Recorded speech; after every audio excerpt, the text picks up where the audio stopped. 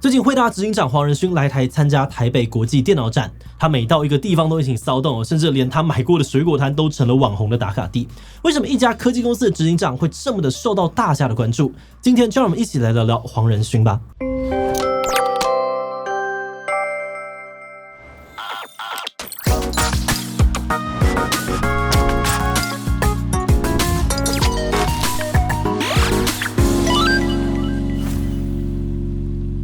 Hello， 大家好，我是志奇。最近你有被黄仁勋的新闻洗版吗？5月26日，他来台湾参加台北国际电脑展，在台湾呢掀起了一阵人来疯。他出席的每个场合都有大批的粉丝跟随抢着合照。他演讲时感谢的辉达台湾合作伙伴名单呢，被网友视为是投资指南。他吃过的台湾24小时被网友们一一整理成美食地图，去过的水果摊也成为了热门打卡地，大家纷纷排队朝圣，就连他的皮衣穿搭风格呢，也有时尚杂志在仔细的研究。他的一举一动成为了焦点的同时，辉达的股票也跟着一路狂涨。自黄仁勋抵台之后呢，辉达从1064美元每股呢，一路涨到了1210美元。6月3日一天之内呢，辉达的市值就大增了1300亿美元，被形容了是一夜涨了一个 Intel。而且其实这个涨幅已经持续好一段时间。2024年以来呢，辉达股票的涨幅高达了147%。最近辉达的市值呢也超过了3兆美元，甚至一度超越苹果，成为全球市值第2的公司，仅次于微软。不过与此同时呢，对于不太关注科技业的人来说，就搞不太懂黄仁勋为什么这么红，他到底是什么来历？真的有这么厉害吗？黄仁勋是怎么样成为科技界的风云人物？他创立的辉达到底有多强？这家公司的发展对台湾人来说真的有很重要吗？不过在开始今天的讨论之前，先让我们进一段工商服务时间。你总觉得自己的签名不够特别吗？或是签起来不满意吗？快来试试客制化签名服务吧。Sinus 为你签名由专业日本签名设计师团队发起，他们曾经成功募资超过5万款签名作品，经验丰富。现在他们在台湾推出专为中文名字设计的客制化签名，包含了4种风格不管是要正式商务、流畅速写，或是个性一笔签、直视签，都能够满足不同场合的需求，让人留下深刻的印象。像这次 Sinus 帮我设计的签名，团队也都觉得好看又有个性，而且每款签名都有影片档让你可以反复的练习，不怕学不会。目前泽泽平台有最低61折的限量优惠，购买还独家赠送1款英文签名，赶快点击资讯栏的链接，定制属于你的专属签名吧。黄仁勋平时在公开场合都是用英语沟通，不过几次来台演讲时呢，都会秀几句台语，因为他其实是一个台裔美国人。1963年，黄仁勋出生在台南，9岁那年他被父母送到了美国的亲戚家，并且就读肯塔基州的寄宿学校。黄仁勋对于电机工程很有兴趣大学读的是奥勒冈州立大学的电机工程学，之后又取得了史丹佛大学的电子工程硕士学位。他在读硕士的前后呢，有过2段的工作经验，一段是在 AMD， 另外一段呢是在 LSI Logic。AMD 呢是一家半导体设计公司，也是现在辉达在 GPU 产品上面的最大对手，而 LSI Logic 呢则是一家专注图形技术的公司。在这2家公司工作之后呢，他更了解半导体设计行业，也开始想要试着自己创业。他和另外2位年轻人马拉科夫斯基与普里姆常常聚集在美式餐厅 Dennis 里面，一起讨论在矽谷创办公司。最终呢，这些畅想成为了现实。1993年，他们3人合伙成立了一家专注在图形处理单元开发的公司，取名为辉达。不过，辉达刚成立时呢，推出的产品并没有很受到市场欢迎，甚至还一度濒临破产。辉达刚成立时，其实最初是瞄准游戏市场。当时越来越多的 PC 还有家用游戏机推出 3D 游戏，游戏开发商呢急需更高性能的处理图形计算的硬体。不过市面上面专门针对图形处理的硬体并不多，黄仁勋觉得这或许是一个商机，便决定让辉达专注在图形处理的技术上。于是经过了2年的研发，他们推出了第一款产品 NB1， 这是一款多功能显示卡，可以处理 3D 图形还有游戏的控制。但是 NT1 呢，采取了独特的4边形渲染影像技术，简称为 QTM 技术，而没有选择当时广泛采用的3角多边技术。这导致 NB1 与市面上面大多数的 3D 游戏还有软体不兼容，开发时难度大增，开发人员都不太爱用 NB1 因此销量惨淡。之后 NB1 呢，不仅大幅的降价，而且还买就送土星游戏手柄，但这些都无济于事。NB1 始终未能够打进主流市场 ，NVIDIA 呢也因此被迫呢裁掉了70% 的员工。那虽然 NV1 失败了，但日本的一家游戏公司仍然非常的看好辉达，甚至在辉达最困难的时候，仍与他们签订了合作的订单。这个游戏公司呢，就是缔造我们熟悉的音速小子系列的 Sega。当时 Sony 的第一代 PlayStation 刚推出不久，人气非常的高。Sega 想要创造出一款新的游戏主机与 PS 竞争，而 Sega 看好辉达的 QTM 技术，认为辉达可以给他们主机上面的游戏带来更好的画面，从而赢过索尼啊、任天堂等等其他的游戏主机厂商。于是1995年 Sega 与辉达签订合约，委托辉达替自家新一代主机 Dreamcast 制作显示卡 NV2。那有了 Sega 的合作资金支持辉达便投入到了 NV2 的开发当中。但没有过多久，微软呢推出专为多媒体游戏开发的应用程式界面 DirectX。DirectX 呢也是使用三角多边形技术，并且推出之后，开发者广泛的呢去使用了它。这让黄仁勋意识到，业界使用三角多边技术已经是主流，而自己坚持 QTM 技术很难成功。还在开发当中的 NV2 呢，也会因为这个技术架构的策略错误而走向失败。于是黄仁勋呢只能够厚着脸皮亲自跟 Sega 说要终止开发。黄仁勋之后回忆这让他觉得十分的羞愧跟难堪。他联络当时 Sega 的执行长入交昭一郎，坦白无法完成合约，必须要终止开发。同时，为了让辉达呢能够生存下去，他也厚着脸皮提出请求，希望 Sega 还是能够全额的支付合作的尾款。没想到呢 ，Sega 竟然同意了，给了辉达500万美元。而这笔钱呢，也让辉达撑到下一代产品 Reva 128的推出。汲取了这次教训这次 Reva 128显示卡呢，兼容当时主流的应用程式界面 DirectX 还有 OpenGL。而且呢，它的性能也很不错。当时市面上面卖的最好的图形处理硬体是另外一家叫做 3DFX 的大型图形处理公司出的 Voodoo Graphics 系列。而 Reva 128的性能呢，已经能够和 3DFX 的产品相当而且它的价格还更便宜一些。在这些优势之下呢 ，Reva 128获得了市场的喜爱，在推出了当年就卖出了100万张。而之后辉达出了 Reva 系列新产品呢，都取得了不错的销量，并全面的超越 3DFX 同时期的显示卡。辉达一下子呢成为了矽谷成长最快的公司之一，并且在1999年的1月以每股12美元在纳斯达克挂牌上市。顺带一提当年 Sega 给辉达的500万美元呢，也是兑换成了股份持有。最后 Sega 呢以1500万美元卖掉辉达股票，也算是小赚一笔。那辉达上市之后不久，黄仁勋提出之后改变科技界的概念，图形处理器，也就是我们常听到的 GPU。懂点电脑的人呢，应该都有听说过 GPU 这个概念其实最早呢是辉达提出的。1999年，辉达推出了新一代的显示卡 GeForce 256，并且呢在这款产品当中首次引入了图形处理器 GPU 的概念。其实在这之前呢，辉达自己出的 Reva 系列以及 3DFX 出的显示卡都算是与图形处理器相关的产品，只是当时还没有人统整这些概念给出正式的名称。而辉达提出的图形处理器简称 GPU， 主要指的就是负责处理图形计算的硬体。以前大部分的图形处理工作呢，都一样是由电脑的中央处理器，也就是 CPU 来负责。而随着图形处理越来复杂，CPU 越来越难一个人承担这些工作，于是需要将图形计算的部分分包给其他的处理器来应用。辉达呢提出的 GPU 就专门在做这些工作的。CPU 与 GPU 的工作方式不太一样 ，CPU 呢是一步做完再做下一步的线性计算，而 GPU 呢是可以并行计算，同时处理多个计算任务。因此 CPU 呢像是电脑的大脑，擅长处理需要复杂计算的任务，而 GPU 呢更像是电脑的画家，能够快速完成大量的简单计算，像是处理图像影像这类的工作。这些工作呢虽然量大，但实际计算的过程并不复杂。辉达刚提出 GPU 的概念时呢，媒体和行业分析仍对此有所保留。但随着 GeForce 256的成功，行业也越来越认可 GPU 的概念，并认为 GPU 将在多个需要图形技术的这个领域呢带来革命性的变化。辉达的营收呢，也从1995年的118万美元，在1999年涨到了3亿7400万美元，增长幅度高达360多倍。它更是在2000年呢收购 3DFX， 并成功拿下 PC 端 GPU 市场占有率第1名。之后，辉达持续的推出图形处理晶片，而这些产品呢，也确实像分析师预测的，给许多领域带来了一个革命性的改变。在 GPU 不断发展之下呢，游戏的画面越变越好。2000年时 3D 游戏快速的发展，2005年左右，游戏进入了高解析度的时代。不仅呢解析度变得越加的清晰，而这个建模的图形细节光影效果也有了肉眼可见的提升。这几年游戏更是进入了次世代，使用最新的显示卡能够带得动这个 4K 144 FPS 的游戏，而且还引入了实时光线追踪的技术，能够实现呢更逼真的光影效果还有反射。在游戏的这个领域现在辉达的这个 GeForce 系列显示卡呢，可以说是占据了主流的地位。根据2024年 Steam 的这个硬体调查报告，辉达的 GeForce 显示卡在全球 PC 游戏市场的使用率已经超过了76%。不过辉达并不是一直觉得领先，在2000年初期GeForce 系列刚发展时，一家叫做 ATI 的公司呢推出了这个 Radeon 系列显示卡呢也很有竞争力，甚至在2001、2002年呢推出了 Radeon 8500还有9700呢，一度性能超越了同期的 GeForce 3跟4。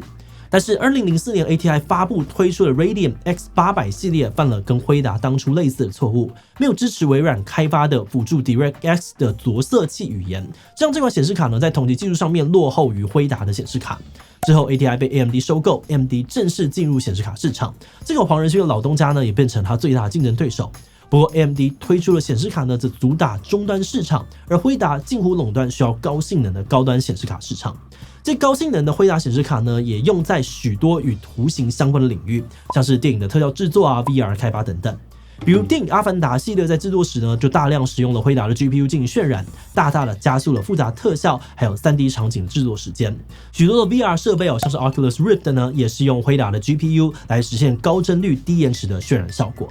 而且就连和图形处理不太相关的领域，也渐渐的发现辉达 GPU 的好处。比如原本是给游戏运行的显示卡呢，却意外的在虚拟货币领域成为了矿工们的挖矿神器。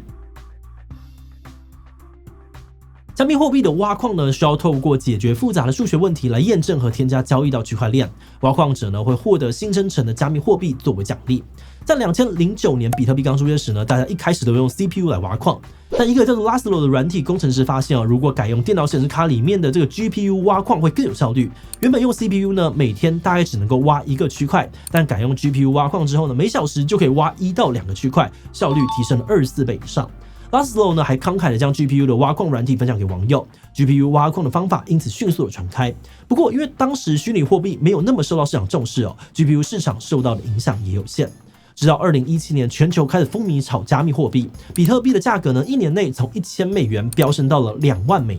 以太坊呢也从$8飙升到了$700。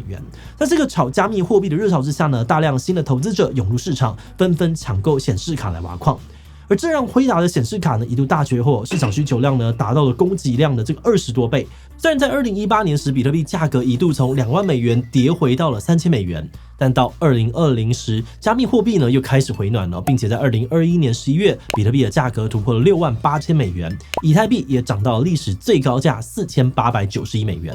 辉达的 GeForce RTX 30系列显示卡呢，也被挖矿者大量的采购，甚至有些一个人呢就囤了上百张。显示卡抢购潮再次的出现，直到辉达后来推出挖矿专用显示卡 CMP 系列才有所缓解。辉达的股价呢也因此迎来了又一波的大幅提升。在2021年拆股之前呢，股价半年内从$600涨到了近$800每股。辉达不仅呢在加密货币圈很夯，差不多同一时期呢，辉达 GPU 在另外一个领域电动车的应用也渐渐的成熟。2015年，辉达推出了 Drive 平台，这个平台呢是辉达专门为自动驾驶设计的。这个平台能够处理多个镜头传入的影像，并且支持深度学习算法，非常适合用在电动车上面来感知周遭的环境、规划路线。尤其是2016年推出的第2代 Drive PX2， 被称为是当时最强大的车载 AI 超级计算机，每秒呢能够进行24万亿次的深度学习运算。这个平台一推出之后呢，就成为了多个汽车制造商的选择，像是特斯拉呢，在2016年、2017年推出的 Autopilot 2.0 还有 2.5 系统当中，都是使用 Drive PX2。那有了辉达高算力的硬体这个时期自动驾驶系统的环境理解能力大大提升，能够更好的识别道路上面的行人还有车辆。原本只会保持在一条车道当中还有自动泊车，而这个时期的这个一些车辆呢，已经可以实现自动变道。2020年，辉达又发布了车用晶片 Drive Orin， 这款晶片每秒能运算254万亿次，相较于2016年时的产品算力大幅提升，就让自动驾驶变得更加智慧。有些车呢能够达到 L4 级别。L4 级别解释起来有点复杂，简单来说呢，自动驾驶车总共分为5个等级，从低到高，自驾车的这个自动化程度也越来越高。现在市面上面呢还没有车能够达到 L5， 但已经有发布的车能够做到 L4 级别，达到几乎不需要人操作、高度自动驾驶的状态。而且也有人说了 ，Orin 厉害，不只是因为可以让车企呢开发更高端自动化的车，它也能够适配 L1、L2 级别的车，这样一些入门级的车型呢也能够用上低级别的自动驾驶功能。这让 Orin 成为了电动车车技选择的主流产品。不管是宾士啊、Volvo 还是中国的一些电动车技，像是比亚迪啊、小鹏等等呢，都会选用 Orin。截至2022年呢，全球有超过25家的车厂采用 Orin 晶片，而在全球前30大的电动轿车制造商当中呢，有20家选择采用辉达的 Drive Orin 作为 AI 运算平台。电动车发展离不开辉达之后生成式 AI 的爆红，更是让辉达成为了全球 AI 发展的引擎。GPU 不仅适合处理图形它也很意外的很适合用来训练 AI， 因为 GPU 能够高效的处理大量的简单计算模型，而这正是 AI 在深度学习时所需的。例如训练一个图像识别 AI 模型需要让它反复的分析成千上万的图片，从中学习每张图片的特征。这个过程呢涉及到大量的计算，而这些计算呢往往是类似跟重复的，这正是 GPU 擅长的工作。早在2012年，加拿大计算机学家辛顿的学生克里泽夫斯基等人呢，在 AmGNet 图像识别挑战赛当中，使用 GPU 训练出 AI 模型，智慧程度大幅的超越其他竞争对手，证实了 GPU 在深度学习领域的巨大潜力。不过那个时候呢 ，AI 更多是用在研究专业领域，直到这2年生成式 AI 爆红 ，AI 才逐渐的进入大众的视野。2022年底OpenAI 发布 ChatGPT， 它凭借着强大的自然语言处理生成能力，迅速的引起了轰动。一时之间能够生成文字、影像的生成式 AI 爆红，科技界、学术界呢，甚至是一般大众都开始讨论研究它，并认为翻译、创作、绘画、学术研究等等的工作形态都可能因此改变。在这股热潮之下呢 ，Google、微软、Meta 等大型的科技公司也相继的推出了自己的 AI 模型，与 ChatGPT 竞争，抢夺 AI 市场。那么训练 AI 需要高性能的 GPU， 再加上成功的 ChatGPT 呢，用的就是辉达的 GPU。各大科技公司呢，也跟着大量的采购辉达的 GPU， 还有相关的硬体，从而为训练 AI 提供大量的算力。一瞬间，辉达推出了 A100、H100 等 AI 晶片呢，被全球想要研发 AI 的科技公司抢购。辉达光在2023年中期接到的订单，就已经排满了2024全年的产能。现在辉达呢，在 AI GPU 的市场占有率超过 90%， 能有这样子龙的地位呢，不仅是因为辉达硬体的性能好，其实也跟他们的 CUDA 平台有关。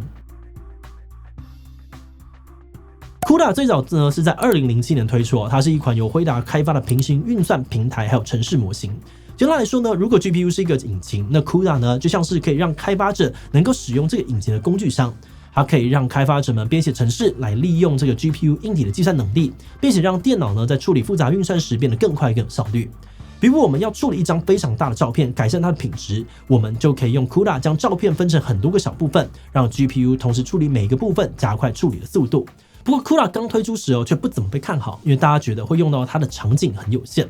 但黄仁勋呢却坚持发展 CUDA， 因为他那个时候呢就意识到 GPU 在游戏的应用只是一部分，但整个数位科技发展时呢，对运算的需求会无限的增加，这种一天许多领域都会需要 GPU。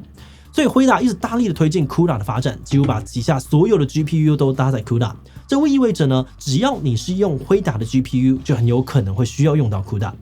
而之后，就像黄仁勋所预料的，随着辉达 GPU 越来越重要 ，CUDA 呢也被更多人使用。它最初应用在绘图加速，之后加密货币兴起时呢 ，CUDA 也被应用在挖矿的运算上面。在后来 AI 兴起时 ，CUDA 也广泛的被主流深度学习架构支持，成为了 AI 开发最重要的工具。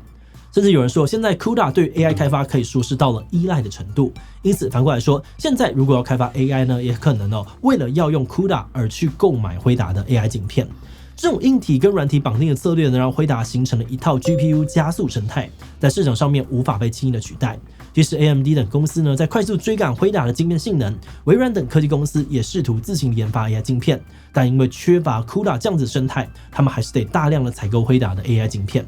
在这之下呢，有分析说，辉达就像是现在 AI 时代的黄金跟石油，几乎每一家想要开发 AI 的公司都离不开辉达提供的软硬体。另外呢，也有人说辉达发展的好，台湾呢也能够因此获利，甚至说是辉达想要持续发展，也离不开台湾的半导体供应链。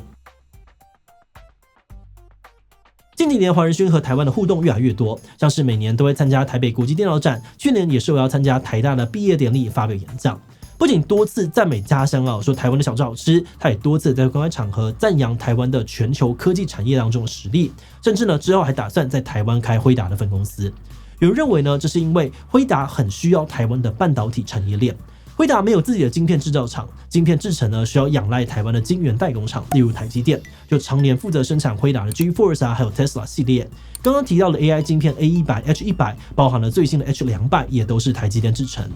除了台积电，鸿海呢也协助辉达建造大型数据中心，组装伺服器。华硕则负责设计跟制造基于辉达 GPU 的显示卡。微星、技嘉等许多其他台湾科技公司也都与辉达有合作。而另外一方面呢，有许多人认为辉达的成功也能够带动台湾科技产业发展，让台湾在全球半导体产业链当中变得更加重要。比如受到 AI 晶片需求猛增的这个影响，现在台积电3奈米的制程的产能供不应求，据说订单一路排到了2026。台湾的股市也随着这一波 AI 热潮狂涨，最近台股加权指数突破了22000点，今年已经涨了超过4000点。6月12日呢，总保管市值达到 101.9 兆元，较去年底增加 19.4%， 创下了史上最高纪录。因此，许多分析师推测，只要 AI 持续热下去，台湾也能够持续的跟着获利。甚至有人说，台湾的地位呢，就像是这次 AI 革命当中的心脏。其实，在做这次选题之前呢，我们就略有关注过黄仁勋还有辉达，他们也时不时出现在台湾科技跟财经类的新闻当中，但没有哪一次像他这一次来 Computex 这么的受到台湾人关注。他的一举一动，甚至是去哪里吃了什么样的小吃，都受到大家的关注，媒体也会疯狂的洗版。而且 Computex 这个活动呢，也达到了前所未有的关注。这个活动其实在1981年电脑刚发展起来的时候就有了。90年代、2000年初呢，因为台湾电脑供应链很厉害，这个活动也非常的受到国际关注，比尔盖茨等大咖也都会来。但后来随着韩国中国等地方的电子产业兴起 ，Computex 呢也一度变得冷清。但今年它又再次的受到了国际关注，辉达、AMD、Intel 的执行长等科技界大咖都来了。而且我们还发现这次许多不是科技界的，平时也不怎么关注科技的人呢，也都在这次关注这次活动，盯着黄仁勋的演讲看。我觉得这很有趣大家这么关注，除了因为黄仁勋辉达很厉害，想看看他来台湾做什么、说了什么之外，我们认为也可能是因为现在的 AI 热潮跟台湾的未来发展密切相关。台湾从1990年起呢，就制造 PC 的重要地方有着完整的 PC 产业链。而这些产业积累呢，也让台湾在 AI 时代抢了先机。从上游的 AI 晶片晶圆代工、封测到中游的伺服器代工等等，台湾厂商都有涵盖。甚至说，现在全球 90% 的 AI 伺服器都需要由台湾代工制造。台湾的 AI 供应链呢，让台湾再次的站在全球科技发展的重要地位，而这也可能进一步的带动经济增长、国际地位的提升。所以我们感觉这次 Computex 的火热呢，或许只是个开始。随着 AI 的发展，台湾可能也会因此迎来更多的关注。好的，那最后也想来问大家，你觉得这次黄仁勋来台为什么能够引起这么大的关注？因为辉达股票涨得太夸张了，大家呢都想要跟着赚钱。比这个 AI 热潮之下呢，辉达的发展跟台湾的经济密切相关。这我觉得是媒体炒作出来的，加上很多人跟风。第一，其他留言分享你的想法吧。最后，如果你喜欢今天的影片，欢迎放出去，让更多人知道黄仁勋的故事。此外呢，也可以点击这个地方看看 ARM 的故事以及台湾半导体产业。那么今天的这一期就到这么告一段落，我们就明晚再见喽。